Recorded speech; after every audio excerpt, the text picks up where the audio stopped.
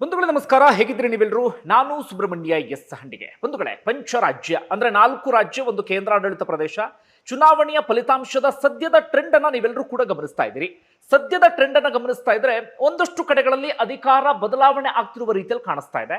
ಜನ ಬದಲಾವಣೆಯನ್ನ ಬಯಸ್ತಾ ಇರುವ ರೀತಿಯಲ್ಲೂ ಕೂಡ ಕಾಣಿಸ್ತಾ ಇದೆ. ಪ್ರಮುಖವಾಗಿ ಬಹಳ ಕುತೂಹಲ ಇದ್ದಿದ್ದು ವೆಸ್ಟ್ ಬೆಂಗಾಲ್ ಅಂದ್ರೆ ಪಶ್ಚಿಮ ಬಂಗಾಳ. ಎಕ್ಸಿಟ್ ಪೋಲ್ಗಳು ಏನು ಹೇಳಿದ್ವು ಅದೇ ಇದೀಗ ರಿಸಲ್ಟ್ ನಲ್ಲೂ ಕೂಡ ಪ್ರತಿಫಲಿಸ್ತಾ ಇದೆ.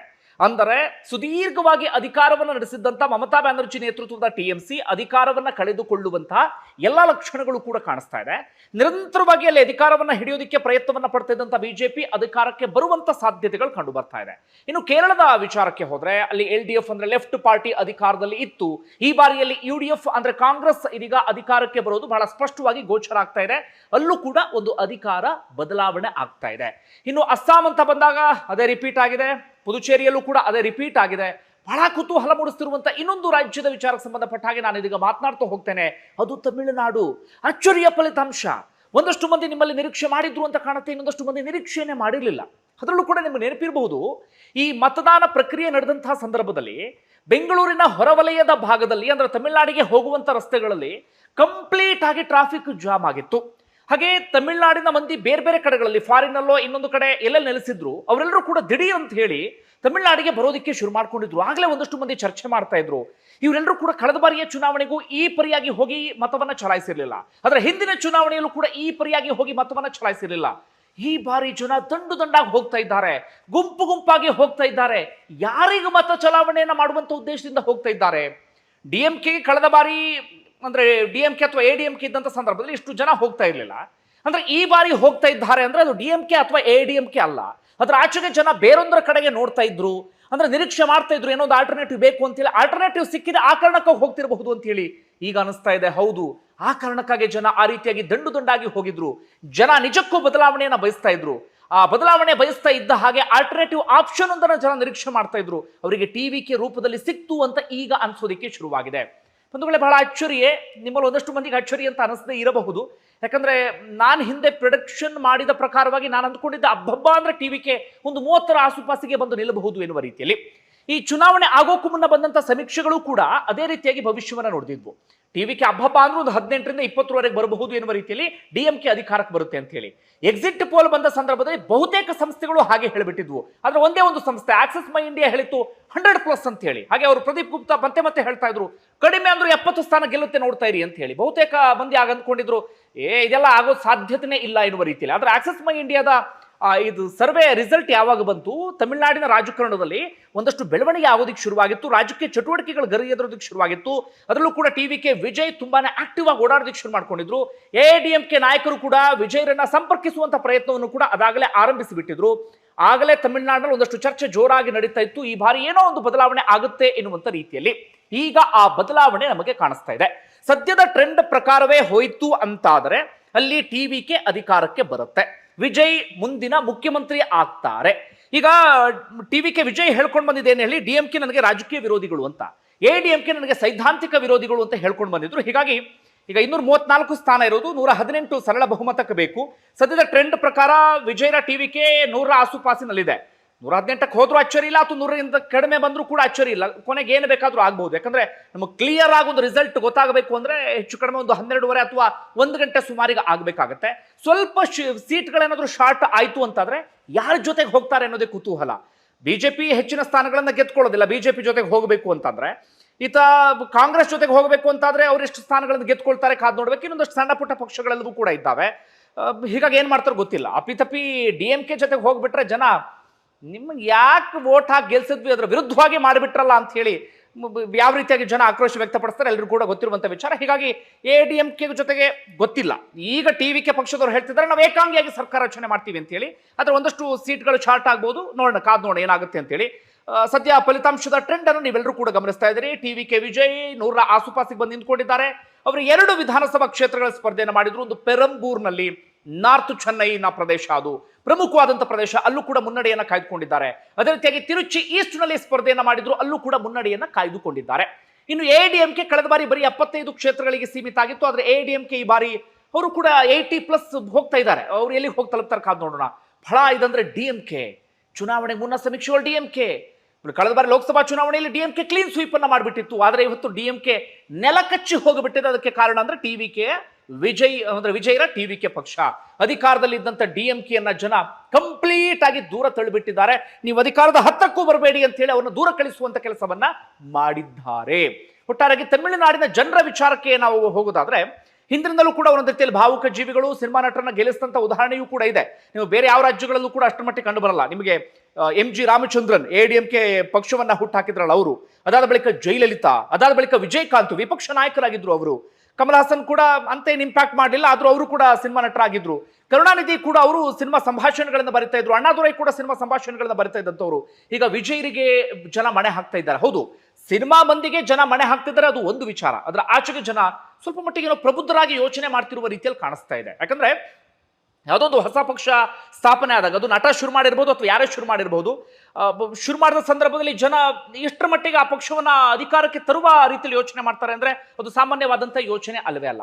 ಜನ ಏನೋ ಒಂದು ಬದಲಾವಣೆಯನ್ನ ಬಯಸ್ತಾ ಇದ್ರು ಅಂತ ಕಾಣುತ್ತೆ, ಅಥವಾ ಪ್ರಬುದ್ಧವಾಗಿ ಜನ ಯೋಚನೆ ಮಾಡಿದ ರೀತಿಯಲ್ಲೂ ಕೂಡ ಕಾಣಿಸ್ತಾ ಇದೆ. ಇದು ಇನ್ನೊಂದಷ್ಟು ಜನಕ್ಕೆ ಇನ್ಸ್ಪಿರೇಷನ್ ಆಗಬಹುದು, ಅಂದ್ರೆ ಯುವ ಜನತೆಗೆ ಇನ್ಸ್ಪಿರೇಷನ್ ಆಗಬಹುದು. ನಾವು ಬೇರೆ ಕಡೆ ನೋಡಬೇಕು, ಸಾಂಪ್ರದಾಯಿಕ ಪಕ್ಷಗಳ ಆಚೆಗೆ ಬೇರೆ ಕಡೆ ನೋಡಬೇಕು ಎನ್ನುವಂಥ ವಿಚಾರಕ್ಕೆ ಸಂಬಂಧಪಟ್ಟ ಹಾಗೆ, ಅಥವಾ ನಾವು ಒಂದು ಬದಲಾವಣೆಯನ್ನು ತರಬೇಕು ಅನ್ನೋದು ಸಂಬಂಧಪಟ್ಟ ಹಾಗೆ ಬೇರೆ ಬೇರೆ ರಾಜ್ಯಗಳಲ್ಲೂ ಕೂಡ ಯುವ ಜನತೆ ಆ ರೀತಿಯಾಗಿ ಯೋಚನೆಯನ್ನ ಮಾಡಬಹುದು. ಜೊತೆಗೆ ಹೊಸದಾಗಿ ರಾಜಕೀಯಕ್ಕೆ ಬರುವಂತವರಿಗೂ ಕೂಡ ಇದೊಂದು ರೀತಿಯಲ್ಲಿ ಇನ್ಸ್ಪಿರೇಷನ್. ತಮಿಳುನಾಡಲ್ಲಿ ಆದಂಗೆ ಬೇರೆ ರಾಜ್ಯಗಳಲ್ಲಿ ಆಗುತ್ತೆ ಅಂತ ನಾನು ಹೇಳಲ್ಲ. ನಮ್ಮ ಕರ್ನಾಟಕದಲ್ಲೆಲ್ಲ ನಾವು ಸದ್ಯಕ್ಕಂತೂ ನಿರೀಕ್ಷೆ ಮಾಡೋದಕ್ಕೂ ಕೂಡ ಸಾಧ್ಯ ಆಗಲ್ಲ, ಯಾಕಂದ್ರೆ ನಾವು ಹಾಗಿದ್ದೀವಿ ಜನ. ಹೀಗಾಗಿ ತಕ್ಷಣಕ್ಕಾಗುತ್ತೆ ಅಂತಲ್ಲ, ಬಟ್ ಫ್ಯೂಚರ್ ಸ್ವಲ್ಪ ಮಟ್ಟಿಗೆ ಏನಾದರೂ ಇಂಪ್ಯಾಕ್ಟ್ ಆದ್ರೂ ಆಗಬಹುದು. ಹಾಗಂದ ಮಾತ್ರಕ್ಕೆ ವಿಜಯರನ್ನ ಇವ್ರು ಗೆಲ್ಲಿಸಿದ್ರು, ವಿಜಯ್ ಏನೋ ದೊಡ್ಡ ಮಟ್ಟಿಗೆ ಬದಲಾವಣೆಯನ್ನ ಮಾಡ್ತಾರೆ ಗೊತ್ತಿಲ್ಲ. ಈಗ ತಾನೇ ಅಧಿಕಾರವನ್ನ ಕೊಡ್ತಾ ಇದ್ದಾರೆ ಜನ, ಮುಂದೆ ಏನು ಬೇಕಾದ್ರೂ ಮಾಡಬಹುದು. ವಿಜಯ್ ಚುನಾವಣಾ ಪ್ರಚಾರದ ಸಂದರ್ಭದಲ್ಲಿ ಏನಾದರೂ ಇಂಪ್ಯಾಕ್ಟ್ ಮಾಡಿದ್ರ, ಅಥವಾ ಭಾರಿ ಪರಿಣಾಮಕಾರಿಯಾಗಿ ಪ್ರಚಾರವನ್ನ ಮಾಡಿದ್ರ, ಅಥವಾ ಏನೋ ಒಂದು ದೊಡ್ಡ ಬದಲಾವಣೆಯನ್ನ ತರ್ತೀನಿ ಎನ್ನುವಂತ ಸುಳಿವನ್ನ ಕೊಟ್ಟಿದ್ರ ಅಂದ್ರೆ ಇಲ್ಲ. ಪ್ರಚಾರ ಸಂದರ್ಭದಲ್ಲಿ ನನಗಂತೂ ಹಾಗೆ ಅನ್ಸಿರ್ಲಿಲ್ಲ. ವಿಜಯ್ ಏನೋ ಮ್ಯಾಜಿಕ್ ಮಾಡ್ಬಿಡ್ತಾರೆ ಅಂತ ಅನ್ಸಿರ್ಲಿಲ್ಲ. ಆದ್ರೆ ಅಧಿಕಾರ ಸಿಕ್ಕ ಬಳಿಕ ಕಾದ್ ನೋಡೋಣ. ಯಾಕಂದ್ರೆ ವಿಜಯ್ ಒಂದು ಸಿನಿಮಾದಲ್ಲಿ ನಟನೆ ಮಾಡಿದ್ರು ಅಂದ್ರೆ ಅವ್ರ ಸಂಭಾವನೆ ಈಗಾಗಲೇ 80-90 ಕೋಟಿ ಆಸುಪಾಸಿಗೆ ಬಂದು ತಲುಪಿಬಿಟ್ಟಿತ್ತು. ಅವರ ಆಸ್ತಿಯೂ ಕೂಡ 600-700 ಕೋಟಿ ಇದೆ. ಹೀಗಾಗಿ ಆ ಮನುಷ್ಯ ರಾಜಕಾರಣಕ್ಕೆ ಬಂದು ದುಡ್ಡು ಮಾಡಬೇಕು ಎನ್ನುವಂಥ ಮನಸ್ಥಿತಿಯಲ್ಲಿಲ್ಲ, ಅಥವಾ ದುಡ್ಡು ಮಾಡಬೇಕು ಎನ್ನುವಂಥ ಪರಿಸ್ಥಿತಿಯಲ್ಲೂ ಕೂಡ ಇಲ್ಲ. ಹೀಗಾಗಿ ಒಂದಷ್ಟು ಒಳ್ಳೆ ಕೆಲಸವನ್ನ ಮಾಡಲಿ ಎನ್ನುವಂಥ ನಿರೀಕ್ಷೆನ ನಾವು ಈ ಸಂದರ್ಭದಲ್ಲಿ ಇಟ್ಟುಕೊಳ್ಳಬಹುದು ಅನ್ನೋದು ನನ್ನ ಅಭಿಪ್ರಾಯ. ಅದರ ಒಂದು ದೊಡ್ಡ ಮಟ್ಟಿಗಿನ ಬದಲಾವಣೆ ತಮಿಳುನಾಡಲ್ಲಿ ಆಗಿದೆ ಅನ್ನೋದ್ರಲ್ಲಿ ಯಾವುದೇ ಅನುಮಾನವೂ ಕೂಡ ಇಲ್ಲ. ಅಚ್ಚರಿಯ ಫಲಿತಾಂಶ ಅನ್ನೋದ್ರಲ್ಲೂ ಕೂಡ ಯಾವುದೇ ಅನುಮಾನವೂ ಕೂಡ ಇಲ್ಲ. ಎಷ್ಟರ ಮಟ್ಟಿಗೆ ಅಂದ್ರೆ ಜನ ಸ್ಟಾಲಿನ್ ಹಾಗೆ ಉದಯನಿಧಿ ಸ್ಟಾಲಿನ್ ಅಪ್ಪ ಮಗ, ಮುಖ್ಯಮಂತ್ರಿ ಉಪಮುಖ್ಯಮಂತ್ರಿ ಇಬ್ಬರನ್ನು ಕೂಡ ಯಾಕೋ ನೋಡಿದ್ರೆ ಮನೆ ಕಳಿಸುವ ರೀತಿಯಲ್ಲಿ ಕಾಣಿಸ್ತಾ ಇದ್ದಾರೆ. ಸದ್ಯ ಟ್ರೆಂಡ್ ಗಮನಿಸ್ತಾ ಇದ್ರೆ ಇಬ್ರು ಕೂಡ ಹಿನ್ನಡೆಯನ್ನ ಅನುಭವಿಸ್ತಾ ಇದ್ದಾರೆ. ಅಷ್ಟರ ಮಟ್ಟಿಗೆ ಜನ ತಪರಾಕಿಯನ್ನ ಹಾಕಿದ್ದಾರೆ, ಅಷ್ಟರ ಮಟ್ಟಿಗೆ ಜನ ಬೆಸತ್ತು ಹೋಗಿದ್ರು ಅಂತ ಕಾಣುತ್ತೆ. ಈ ಡಿಎಂಕೆ ಆಡಳಿತಕ್ಕೆ ಸಂಬಂಧಪಟ್ಟ ಹಾಗೆ, ಅಥವಾ ಡಿಎಂಕೆಯ ಇತ್ತೀಚಿನ ನಡೆಗೆ ಸಂಬಂಧಪಟ್ಟ ಹಾಗೆ ಜನ ಏನೋ ಒಂದು ಬೇರೆ ಆಯ್ಕೆ ಬೇಕು ಅಂತ ಹುಡುಕ್ತಾ ಇದ್ರು ಅಂತ ಕಾಣುತ್ತೆ. ನಮ್ಮಲ್ಲೂ ಅಂಥದ್ದೊಂದಷ್ಟು ಮನಸ್ಥಿತಿಗಳಿದ್ದಾರೆ, ನಮ್ಮಲ್ಲೂ ಬೇರೆ ಆಯ್ಕೆ ಬೇಕು ಅಂತ ಹುಡುಕ್ತಿದ್ದಾರೆ, ಬಟ್ ಯಾವುದೇ ಆಯ್ಕೆಯೂ ಕೂಡ ಸಿಗ್ತಾ ಇಲ್ಲ. ನನಗೆ ಯಾವಾಗಲೂ ಅನ್ಸೋದು, ನಟ ಉಪೇಂದ್ರಗೆ ಅಂಥದ್ದೊಂದು ಅವಕಾಶ ಇತ್ತು, ಅದನ್ನ ಅವ್ರು ಯಾಕೋ ಬಳಸ್ಕೊಳ್ಳಿಲ್ಲ ಅನಿಸ್ತು. ಏನೋ ಬೇರೆ ಒಂದು ದೊಡ್ಡ ಪ್ರಯೋಗವನ್ನ ಮಾಡ್ತೀನಿ ಅಂತ ಹೋಗಿ ತುಂಬಾನೇ ದೂರ ಹೋಗ್ಬಿಟ್ರು ಅಂತ ಅನ್ಸುತ್ತೆ. ಒಂದು ಅವಕಾಶ ಇತ್ತು, ಈಗ ವಿಜಯ್ ಅಂಥದ್ದೊಂದು ಅವಕಾಶವನ್ನ ಬಳಸ್ಕೊಂಡ ರೀತಿಯಲ್ಲಿ ಕಾಣಿಸ್ತಾ ಇದೆ. ಓಕೆ, ಈಗ ವಿಜಯ್ ಹೇಗೆ ಏನೇನೆಲ್ಲ ಈ ಸಂದರ್ಭದಲ್ಲಿ ಮಾಡಿದ್ರು, ಅಥವಾ ವಿಜಯರಿಗೆ ಪ್ಲಸ್ ಆದಂಥ ವಿಚಾರಗಳೇನು ಅದನ್ನು ಗಮನಿಸ್ತಾ ಹೋಗೋಣ. ನನಗೆ ಬಹಳ ಇಷ್ಟ ಆದಂಥ ಒಂದು ವಿಚಾರ ಅಂದ್ರೆ, ವಿಜಯ್ ತಮಿಳುನಾಡಿನಲ್ಲಿ ಜಾತಿ ರಾಜಕಾರಣವನ್ನ ಮಾಡಲಿಲ್ಲ, ಜಾತಿಯ ವಿಚಾರವನ್ನು ಎಲ್ಲೂ ಪ್ರಸ್ತಾಪ ಮಾಡಲಿಲ್ಲ, ಅಥವಾ ಧರ್ಮದ ವಿಚಾರವನ್ನ ಎಲ್ಲೂ ಕೂಡ ಪ್ರಸ್ತಾಪ ಮಾಡಲಿಲ್ಲ. ಈ ಸಾಂಪ್ರದಾಯಿಕ ಪಕ್ಷಗಳ ಆಚೆಗೆ ಇನ್ನೇನೋ ಸ್ವಲ್ಪ ಮಟ್ಟಿಗೆ ಯೋಚನೆ ಮಾಡುವಂತ ಕೆಲಸವನ್ನ ಮಾಡಿದ್ರು. ಓಕೆ, ಈಗ ವಿಜಯ್ ಆ ರಾಜಕೀಯ ಇದು ಹೇಗಿತ್ತು ಅಂತ ಗಮನಿಸ್ತಾ ಹೋಗೋಣ. ಬಹಳ ಇನ್ನೊಂದು ಇಂಟ್ರೆಸ್ಟಿಂಗ್ ವಿಚಾರ ಅಂದ್ರೆ ನೋಡಿ, ಅವರು ಪಕ್ಷವನ್ನ ಘೋಷಣೆ ಮಾಡಿದ್ದು ಫೆಬ್ರವರಿ 2024. ಮತ್ತೊಮ್ಮೆ ರಿಪೀಟ್ ಮಾಡ್ತೀನಿ, ಫೆಬ್ರವರಿ 2024. ಈಗ 2026 ಮೇ ಅಂತ ಬಂದಾಗ ಅಧಿಕಾರವನ್ನ ಹಿಡಿಯುವವರೆಗೆ, ಮುಖ್ಯಮಂತ್ರಿ ಆಗುವವರೆಗೆ ವಿಜಯ್ ಬಂದುಬಿಟ್ಟಿದ್ದಾರೆ. ಹೀಗಾಗಿ ನಮ್ಮ ಕೈಯಲ್ಲಿ ಏನೂ ಮಾಡೋಕ್ಕಾಗಲ್ಲ ಅಂತ ಒಂದಷ್ಟು ಮಂದಿ ಅಂದ್ಕೊಂಡಿರ್ತಾರಲ್ಲ, ಏನಾದ್ರೂ ಮಾಡಬಹುದು ಅನ್ನೋದಕ್ಕೆ ಇವರ ಈ ಬೆಳವಣಿಗೆ ಅಥವಾ ಇವರ ಈ ಗೆಲುವು ಇನ್ಸ್ಪಿರೇಷನ್.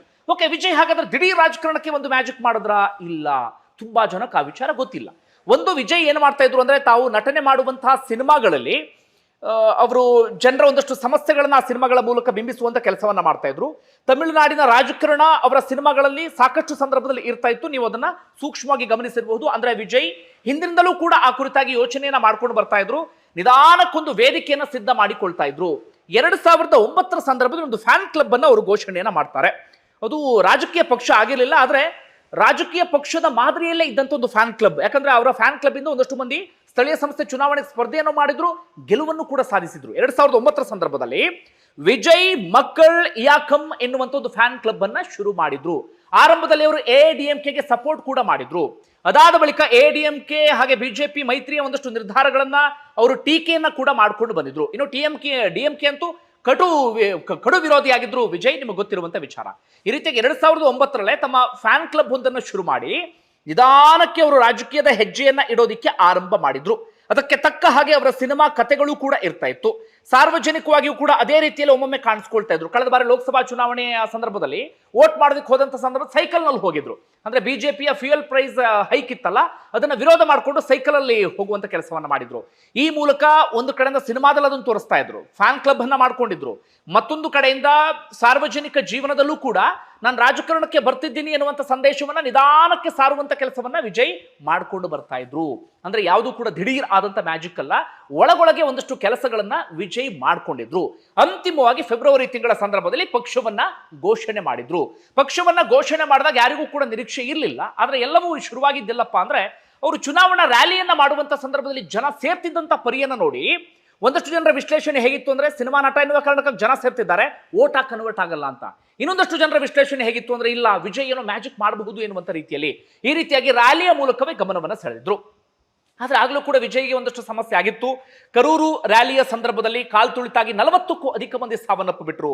ಅದು ಕೂಡ ಒಂದು ರೀತಿಯಲ್ಲಿ ರಾಜಕೀಯ ವಸ್ತು ಆಗಿತ್ತು. ತುಂಬಾ ಜನ ವಿಜಯ್ರ ರಾಜಕೀಯ ಜೀವನವೇ ಖತಮ್ ಎನ್ನುವ ರೀತಿಯಲ್ಲಿ ಮಾತನಾಡ್ಬಿಟ್ಟಿದ್ರು. ಆದ್ರೆ ಯಾಕೋ ನೋಡಿದ್ರೆ ಟಿವಿಗೆ ಅದು ಪ್ಲಸ್ ಆದ ರೀತಿಯಲ್ಲಿ ಕಾಣಿಸ್ತಾ ಇದೆ. ಸಾವಿನ ವಿಚಾರವನ್ನು ನಾವು ಹಾಗೆ ಹೇಳಬಾರ್ದು, ಆದ್ರೆ ಹಾಗಾದ ರೀತಿಯಲ್ಲಿ ಕಾಣಿಸ್ತಾ ಇದೆ. ಯಾಕಂದ್ರೆ ಕರೂರಿನಲ್ಲೂ ಕೂಡ ಅವರ ಅಭ್ಯರ್ಥಿ ಇದೀಗ ಮುನ್ನಡೆಯನ್ನ ಸಾಧಿಸಿಬಿಟ್ಟಿದ್ದಾರೆ, ಒಂದು ವಿಚಾರ. ಮತ್ತೊಂದು, ಅವರ ಜನನಾಯಕನ್ ಎನ್ನುವಂತ ಸಿನಿಮಾ ರಿಲೀಸ್ಗೆ ಅವಕಾಶವೇ ಸಿಗ್ಲಿಲ್ಲ. ಸೆನ್ಸಾರ್ ಮಂಡಳಿ ಏನೆಲ್ಲ ಮಾಡ್ತು ನಿಮಗೆ ಗೊತ್ತಿರುವಂತ ಸಂಗತಿ. ಅದರ ನಡುವೆ ಅವರ ಪತ್ನಿ ಡಿವರ್ಸ್ ವಿಚಾರವೂ ಕೂಡ ಆ ಸಂದರ್ಭದಲ್ಲಿ ಚರ್ಚೆ ಆಗಿತ್ತು. ನಟಿ ತ್ರಿಷಾ ವಿಚಾರವೂ ಕೂಡ ಸಾಕಷ್ಟು ಮುನ್ನೆಲೆಗೆ ಬಂದಿತ್ತು. ಈ ರೀತಿಯಾಗಿ ಒಂದಷ್ಟು ಜನರ ಲೆಕ್ಕಾಚಾರಗಳೆಲ್ಲವೂ ಹೇಗಿತ್ತು ಅಂದ್ರೆ ಇವೆಲ್ಲವನ್ನೂ ಕೂಡ ನೋಡ್ತಾ ಇದ್ರೆ ವಿಜಯ್ ಈ ಬಾರಿ ಮಕ್ಕಾಡೆ ಮಲಗಬಹುದು ಎನ್ನುವಂತ ರೀತಿಯಲ್ಲಿ. ಇನ್ನೊಂದು ವಿಜಯ್ಗೆ ಮೈನಸ್ ಆಗುವ ರೀತಿಯಲ್ಲಿ ಇದ್ದಂತ ಪಾಯಿಂಟ್ ಏನಪ್ಪಾ ಅಂದ್ರೆ ವಿಜಯ್ನ ಆಚೆಗೆ ವಿಜಯ್ ಒಬ್ಬರನ್ನ ಬಿಟ್ರೆ ಇನ್ನುಳಿದಂಥವ್ರು ಯಾರು ಕೂಡ ಪ್ರಸಿದ್ಧ ಮುಖಗಳಲ್ಲ ಅಥವಾ ಜನಪ್ರಿಯ ಹೆಸರುಗಳು ಕೂಡ ಅಲ್ಲ. ಅವರಿಗೆ ಕ್ಯಾಂಡಿಡೇಟ್ಗಳನ್ನು ಸೆಲೆಕ್ಟ್ ಮಾಡುವ ಸಂದರ್ಭದಲ್ಲೇ ಸಾಕಷ್ಟು ಸವಾಲುಗಳೆಲ್ಲವೂ ಕೂಡ ಎದುರಾಗಿತ್ತು. ಆದ್ರೆ ಆ ಸವಾಲುಗಳೆಲ್ಲವನ್ನು ಕೂಡ ಮೆಟ್ಟಿ ನಿಂತು ಇವತ್ತು ಈ ಹಂತಕ್ಕೆ ಬಂದಿದ್ದು ಸಾಮಾನ್ಯ ವಿಚಾರ ಅಲ್ಲ. ಹಾಗಾದ್ರೆ ಏನು ಪ್ಲಸ್ ಆಗಿರಬಹುದು ಅಂತ ನಾವು ಗಮನಿಸ್ತಾ ಹೋಗೋದಾದ್ರೆ, ಒಂದು ತಮಿಳುನಾಡಿನ ರಾಜಕೀಯ ಹಿನ್ನೆಲೆಯನ್ನು ಚುಟುಕಾಗಿ ಗಮನಿಸೋಣ. 47ರಿಂದ 67ರವರೆಗೆ ಕಾಂಗ್ರೆಸ್ ಅಧಿಕಾರದಲ್ಲಿತ್ತು. ಅದರಲ್ಲಿ ಕಾಮರಾಜ್ ನಿಮ್ಗೆ ಗೊತ್ತಿರಬಹುದು, ಕೆ ಕಾಮರಾಜ್ ಬಹಳ ಇಂಪ್ಯಾಕ್ಟ್ ಮಾಡಿದಂತ ರಾಜಕಾರಣಿ. ಇವತ್ತು ಕಾಂಗ್ರೆಸ್ನವರು ಅವರ ಹೆಸರು ಪ್ರಸ್ತಾಪ ಮಾಡ್ತಾ ಇಲ್ಲ, ಆದ್ರೆ ವಿಜಯ್ ಅವರ ಹೆಸರನ್ನ ಚುನಾವಣೆ ಸಂದರ್ಭದಲ್ಲಿ ಪ್ರಸ್ತಾಪವನ್ನು ಮಾಡಿದ್ರು. ಶಿಕ್ಷಣ ಕ್ರಾಂತಿಯ ಹರಿಕಾರ ಅಂತ ಹೇಳಿ ನಾವು ಅವನು ಕರಿತೀವಿ. ಬಿಸಿಯೂಟ ಅಂತದೆಲ್ಲವನ್ನು ಕೂಡ ಆ ಸಂದರ್ಭ ಜಾರಿಗೆ ತಂದಂತವ್ರು ಕೆ ಕಾಮರಾಜ್. ಅವರ ರಾಜಕೀಯ ಹಿನ್ನೆಲೆ ನಿಮಗೆ ಗೊತ್ತಿರುತ್ತೆ ಅನ್ಕೊಳ್ತೀನಿ ನಾನು. ಅವ್ರು ಒಳ್ಳೆ ಹೆಸರನ್ನ ಮಾಡಿದಂಥವ್ರು. ಅದಾದ ಬಳಿಕ ಏನಾಗ್ಬಿಡುತ್ತೆ ಅಂದ್ರೆ ಈ ಅಣ್ಣಾದೊರೈ ಡಿಎಂಕೆಯನ್ನ ಶುರು ಮಾಡಿಬಿಡ್ತಾರೆ. ಅದಾದ ಬಳಿಕ ಡಿಎಂಕೆ ಒಂದು ಪರ್ವ ಶುರುವಾಗುತ್ತೆ. ಅಣ್ಣಾದೊರೈ ಹಾಗೆ ಕೆ ಕರುಣಾನಿಧಿ ಅವ್ರದ್ದೊಂದು ಪರ್ವ ಶುರುವಾಗುತ್ತೆ. ಅದಾದ ಬಳಿಕ ಡಿಎಂಕೆಯಲ್ಲಿ ಇದ್ದಂತ MG ರಾಮಚಂದ್ರನ್, ಪ್ರಖ್ಯಾತ ನಟ MGR, ಅವರು ADMKನ ಶುರು ಮಾಡಿ ಅವರು ಒಂದು ತಕ್ಕ ಮಟ್ಟಿಗೆ ಇಂಪ್ಯಾಕ್ಟ್ ಮಾಡೋದಕ್ಕೆ ಶುರು ಮಾಡ್ಕೊಳ್ತಾರೆ. ಅದಾದ ಬಳಿಕ ಜಯಲಲಿತಾ ಬಂದ ಬಳಿಕ ಅಂತೂ ಒಂದು ದೊಡ್ಡ ಮಟ್ಟಿಗೆ ಪರಿಣಾಮವನ್ನು ಬೀರುವಲ್ಲಿ ಅವರು ಕೂಡ ಯಶಸ್ವಿ ಆಗ್ತಾರೆ. MGR, ಜಯಲಲಿತಾ ಇಬ್ರು ಕೂಡ ಸಿನಿಮಾ ಹಿನ್ನೆಲೆ ಇತ್ತು. ಕರುಣಾನಿಧಿ, ಅಣ್ಣಾದೊರೈ ಸಿನಿಮಾ ನಟರಲ್ಲ, ಸಂಭಾಷಣೆಕಾರರು, ಅವರಿಗೂ ಒಂದು ಹಿನ್ನೆಲೆ ಇತ್ತು. ಓಕೆ, ಈ ರೀತಿಯಾಗಿ ಇಂಪ್ಯಾಕ್ಟ್ ಆಗ್ತಾ ಇತ್ತು. ಬರ್ತಾ ಬರ್ತಾ ಏನಾಯ್ತು ಅಂದ್ರೆ ಒಂದು DMK ಅಥವಾ ADMK ಎನ್ನುವ ಹಂತಕ್ಕೆ ಬಂದ್ಬಿಟ್ಟಿತ್ತು. ಅದಾದ ಬಳಿಕ ಇತ್ತೀಚೆಗಂತೂ ADMK ಸೊರಗಿ ಹೋಗಿಬಿಟ್ಟಿತ್ತು. ಜಯಲಲಿತಾ ಸಾವಿನ ಬಳಿಕ DMK ಮುನ್ನೆಲೆಗೆ ಬಂದ್ಬಿಟ್ಟಿತ್ತು. ಕಳೆದ ಲೋಕಸಭಾ ಚುನಾವಣೆಯಲ್ಲಿ ಅವರು ಕ್ಲೀನ್ ಸ್ವೀಪ್ ಮಾಡಿಬಿಟ್ಟಿದ್ರು. ಅವ್ರ ಜೊತೆ ಕಾಂಗ್ರೆಸ್ ಕೂಡ ಮೈತ್ರಿಯನ್ನ ಮಾಡ್ಕೊಂಡಿತ್ತು. ಅಂದ್ರೆ ವಿಜಯ್ಗೆ ಪ್ಲಸ್ ಆದಂತ ವಿಚಾರಗಳು ಏನು ಅಂತ ನಾವೀಗ ಗಮನಿಸ್ತಾ ಹೋಗೋದಾದ್ರೆ, ಒಂದು, DMK ವಿರುದ್ಧದ ಆಡಳಿತ ವಿರೋಧಿ ಅಲೆ. ಇತ್ತೀಚೆಗೆ ಜನ ಅವರ ನಿರ್ಧಾರಕ್ಕೆ ಸಂಬಂಧಪಟ್ಟ ಹಾಗೆ ಸಂಪೂರ್ಣವಾಗಿ ಬೆಸತ್ತು ಹೋಗ್ಬಿಟ್ಟಿದ್ರು. ಮತ್ತೊಂದು ವಿಚಾರ ಅಂದ್ರೆ ಕುಟುಂಬ ರಾಜಕಾರಣ. ಕರುಣಾನಿಧಿ ಆಯ್ತು, ಅದಾದ ಬಳಿಕ ಸ್ಟಾಲಿನ್, ಅದಾದ ಬಳಿಕ ಅವರ ಮಗ ಉದಯನಿಧಿ ಸ್ಟಾಲಿನ್. ಕುಟುಂಬ ರಾಜಕಾರಣವನ್ನ ಮಾಡುವಂತವರಿಗೂ ಕೂಡ ಒಂದು ರೀತಿಯಲ್ಲಿ ಇದು ಪಾಠ ಅಂದ್ರೂ ಕೂಡ ತಪ್ಪಾಗ್ಲಿಕ್ಕಿಲ್ಲ. ಮತ್ತೊಂದು DMK ಅದೇ ಸಾಂಪ್ರದಾಯಿಕವಾದಂಥ ರಾಜಕಾರಣ, ಅದೇ ಜಾತಿಯ ವಿಚಾರ, ಅದೇ ಬೇರೆ ಬೇರೆ ಒಂದಷ್ಟು ಈ ದ್ರಾವಿಡ ರಾಜಕಾರಣ ನಿಮ್ಮೆಲ್ಲರಿಗೂ ಕೂಡ ಗೊತ್ತಾಯಿದೆ. ಅದ್ರ ಆಚೆಗೆ ಹೊಸತನ ಅಂತದೇನು ಕೂಡ ಅವರಲ್ಲಿ ಕಾಣಿಸ್ತಾ ಇರಲಿಲ್ಲ. ಇದೆಲ್ಲವೂ ಕೂಡ ಟಿವಿಗೆ ವಿಜಯರಿಗೆ ಪ್ಲಸ್ ಆಗೋದಿಕ್ಕೆ ಶುರುವಾಯಿತು. ಪ್ರಮುಖವಾಗಿ ವಿಜಯ್ ಜನಪ್ರಿಯ ನಟರಾಗಿದ್ರು. ಎಲ್ಲೂ ಕೂಡ ಜಾತಿ ವಿಚಾರವನ್ನ ಪ್ರಸ್ತಾಪ ಮಾಡಲಿಲ್ಲ, ಎಲ್ಲೂ ಕೂಡ ಧರ್ಮದ ವಿಚಾರವನ್ನ ಪ್ರಸ್ತಾಪ ಮಾಡಲಿಲ್ಲ. ಜೊತೆಗೆ ಏನೋ ಒಂದು ಹೊಸತನವನ್ನ ತರಬಹುದು ಎನ್ನುವಂತ ನಿರೀಕ್ಷೆ ಜನರಲ್ಲಿ ಮನೆ ಮಾಡೋದಕ್ಕೆ ಶುರುವಾಗಿತ್ತು. ಅದೆಲ್ಲವೂ ಕೂಡ ವಿಜಯ್ಗೆ ಇವತ್ತು ಪ್ಲಸ್ ಆಯಿತು. ನೋಡೋಣ ವಿಜಯ್ ಮುಖ್ಯಮಂತ್ರಿ ಆಗ್ತಾರಾ, ಏನ್ ಕತೆ ಅಂತ ಹೇಳಿ. ಒಟ್ಟಾರೆಗೂ ರಾಜಕಾರಣದಲ್ಲಿ ಒಂದು ಹೊಸ ಬದಲಾವಣೆ, ಒಂದು ಹೊಸ ಕ್ರಾಂತಿ, ಹೊಸ ಅಲೆ ಅನ್ನೋದ್ರಲ್ಲಿ ಯಾವುದೇ ಡೌಟ್ ಇಲ್ಲ. ಆಮ್ ಆದ್ಮಿ ಪಕ್ಷ ಕೂಡ ಇದೇ ರೀತಿಯಾಗಿ ದೊಡ್ಡ ಮಟ್ಟಿಗೆ ಇಂಪ್ಯಾಕ್ಟ್ ಮಾಡಿತ್ತು. ಪಕ್ಷ ರಚನೆಯಾಗಿ ಸ್ವಲ್ಪ ಸಮಯದಲ್ಲಿ ಅವರು ಕೂಡ ಅಧಿಕಾರಕ್ಕೆ ಬಂದಿದ್ರು. ಅದಾದ ಬಳಿಕ ಏನೇನಾಯ್ತು ಅವ್ರ ವಿಚಾರದಲ್ಲಿ ನಿಮ್ಮೆಲ್ಲರಿಗೂ ಕೂಡ ಗೊತ್ತಾಯಿದೆ. ನೋಡೋಣ. ಟಿ.ವಿ.ಕೆ. ವಿಜಯ್ ನಾವು ಈಗಲೇ ಹೇಳೋಕ್ಕಾಗಲ್ಲ, ಅವ್ರು ಏನು ಮಾಡಲ್ಲ, ಏನೋ ಮಾಡಿಬಿಡ್ತಾರೆ, ಈಗಲೇ ನಾವಂತೂ ಹೇಳೋದಕ್ಕೆ ಸಾಧ್ಯ ಆಗೋದಿಲ್ಲ. ಮುಂದೆ ಕಾದು ನೋಡೋಣ. ವಿಜಯ್ ಒಳ್ಳೆ ಕೆಲಸವನ್ನ ಮಾಡಲಿ ಎನ್ನುವಂಥ ನಿರೀಕ್ಷೆಯನ್ನು ನಾವು ಇಟ್ಕೊಳ್ಳೋಣ, ಅಥವಾ ಮಾಡಲಿ ಎನ್ನುವಂಥ ಆಶಯವನ್ನ ವ್ಯಕ್ತಪಡಿಸೋಣ. ಒಂದು ವೇಳೆ ನಿಮ್ಗೆ ಏನಿಸುತ್ತೆ ಕಮೆಂಟ್ ಬಾಕ್ಸಲ್ಲಿ ಮೆನ್ಷನ್ ಮಾಡಿ. ಧನ್ಯವಾದ.